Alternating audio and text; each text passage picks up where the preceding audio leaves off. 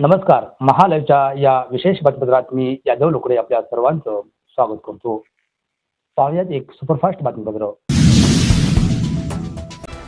बिलोली तालुक्यातील लोहगाव फाटा येथे सोमवार दिनांक 15 डिसेंबर रोजी गजानन चिंतलवाड व आनंदराव यंकम यांच्या लई भारी बार अँड रेस्टॉरंटचा भव्य शुभारंभ सोहळा अनेक मान्यवरांच्या उपस्थितीत पार पडला. यामध्ये सर्वप्रथम सदर नूतन व्यवसायाचे विधिवत पूजा व आरती केल्यानंतर भाजपचे नांदेड जिल्हा पदाधिकारी श्रावण पाटील भिलवंडे व शिवाजी पाटील पाचपिपळीकर यांच्या हस्ते फीत कापून सदरील बार अँड रेस्टॉरंटचा शुभारंभ करण्यात आला. विशेष म्हणजे सदरील ठिकाणी काही महिन्यापूर्वी फक्त भोजनालय चालू करण्यात आले होते. मात्र ग्राहकांचा अल्प प्रतिसाद व या ठिकाणी केलेले इन्व्हेस्टमेंट यामुळे आम्हाला बार अँड रेस्टॉरंट हा पर्याय निवडावा लागला असल्याची प्रतिक्रिया रेस्टॉरंटचे संचालक गजानन चिंतलवाड यांनी सांगितले.